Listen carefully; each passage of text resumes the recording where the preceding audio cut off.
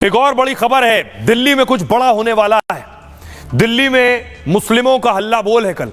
दरअसल तैयारी यह है कि वक्फ रिपोर्ट आ चुकी है, वक्फ बिल लाने की सरकार तैयारी कर रही है और इस वक्फ बिल के विरोध में कल से एक बड़े प्रदर्शन की तैयारी। अगली तस्वीर में आपको दिखाऊं, जमीयत दिल्ली के जंतर मंतर पर बड़ा प्रदर्शन करने जा रहा है। इसे शाहीन बाग का नाम भी दिया जा रहा है। उस तरह का प्रदर्शन होगा। कल से इस प्रदर्शन की तैयारी है जो वक्फ बिल के विरोध में। एक और तस्वीर में आपको दिखाऊं, बाकायदा वक्फ बिल के विरोध में प्रोटेस्ट और प्रदर्शन हो रहा है जगह जगह, अलग अलग शहरों में।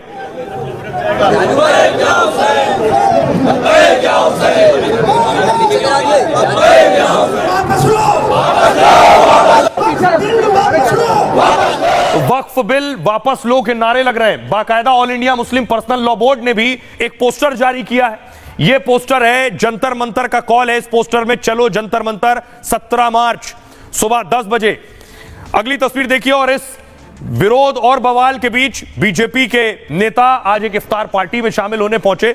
ये तस्वीरें मैं आपको दिखा रहा हूं। इस्लामिक सेंटर पहुंचे थे, रमजान चल रहे हैं और इफ्तार था। किरण रिजिजू और दानिश अंसारी इफ्तार पार्टी में गए थे और कल जंतर मंतर पर एक बड़ा हल्ला बोल की तैयारी है।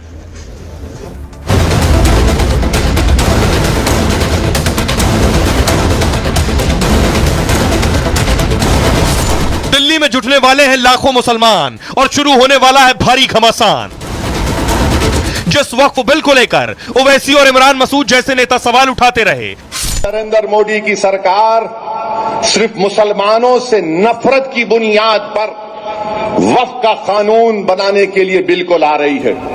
उस बिल पर संसद में बहस होगी तो संसद से कुछ दूर लाखों मुसलमान वक्फ बिल के खिलाफ आवाज बुलंद करेंगे और सरकार पर बिल न लाने का दबाव बनाएंगे। वक्फ पर जो बिल ला रहा है पार्लियामेंट में, पूरी जेपीसी की प्रक्रिया होने के बाद में वो बिल पर हमारे बहुत सारे एतराजात है। जंतर मंतर पर होने वाले इस महाधरने को शाहीन बाग पार्ट 2 का नाम दिया जा रहा है और चर्चा है इस धरने में ओवैसी जैसे सांसद भी आ सकते हैं।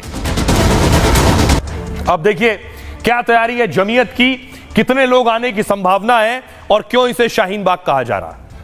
अब से कुछ घंटे बाद दिल्ली में मुसलमानों का हल्ला बोल होगा। लाखों की संख्या में मुसलमान जंतर मंतर पर धरने पर बैठेंगे, वक्फ बिल के खिलाफ अपनी आवाज बुलंद करेंगे। दरअसल वक्फ बिल पर जेपीसी की रिपोर्ट तैयार हो चुकी है और इसी सत्र में संसद के दोनों सदनों में पेश करने की तैयारी है। तो संसद भवन से 2 किलोमीटर दूर मुसलमानों का यह भारी बड़ा प्रदर्शन होगा। सीए एनआरसी की तरह सरकार पर दबाव बनाने की कोशिश है। इसकी अगुवाई कर रहा है all India Muslim personal law board. All India Muslim personal law board ने पोस्टर जारी कर मुसलमानों से अपील की है कि बिल के विरोध में बड़ी संख्या में जंतर मंतर पहुंचे। उसने वक्फ बिल को सरकार की सोची समझी साजिश कहा है। All India Muslim personal law board के साथ जमीयत भी इस धरने में साथ आ गया है।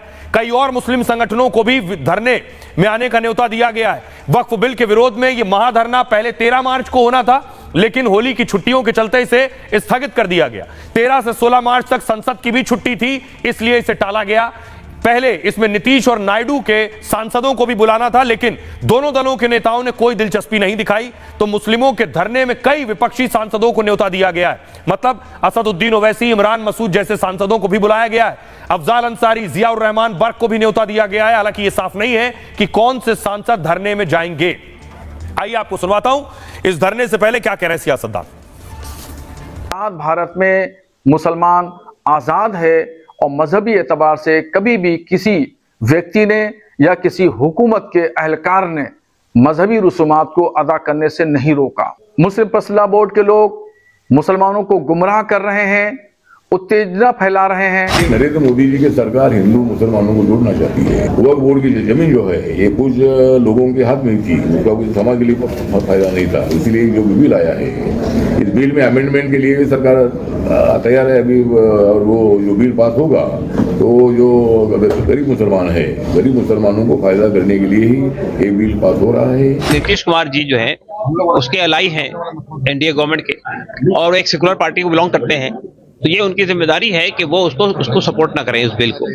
अगर वो सपोर्ट नहीं करेंगे तो उससे उनकी एक सेकुलर छवि बाकी रहेगी। जमहूरी पार्टियां जो दस्तूर के खिलाफ हैं वो इस पर लगी हुई हैं कि खास तरीके पर मुस्लिम अक़लियत को यहाँ आज़ादी के साथ मजहब पर भरोसा करते हुए जिंदा न रहने दिया जाए। कि केवल लोगों को भ्रमित करने के लिए, लोगों को कैसे भी डाइवर्ट किया जाए, ये सारी चीजें लेकर आ रहे हैं। ये सरकार महंगाई पर बात नहीं करती, बेरोजगारी पर बात नहीं करती, और चर्चा किस पे करती है? केवल बिल पे। क्यों? क्योंकि कैसे दिमाग लोगों को घुमाना है। ऐसे प्रोटेस्ट डेमोक्रेसी में कोई भी कर सकते हैं। मुझे लगता है कि ये प्रोटेस्ट डराने की कोशिश है, प्रेशर क्रिएट करने की कोशिश है, लेकिन ये नरेंद्र मोदी की सरकार है, किसी भी प्रेशर में झुकने वाला कोशिश नहीं।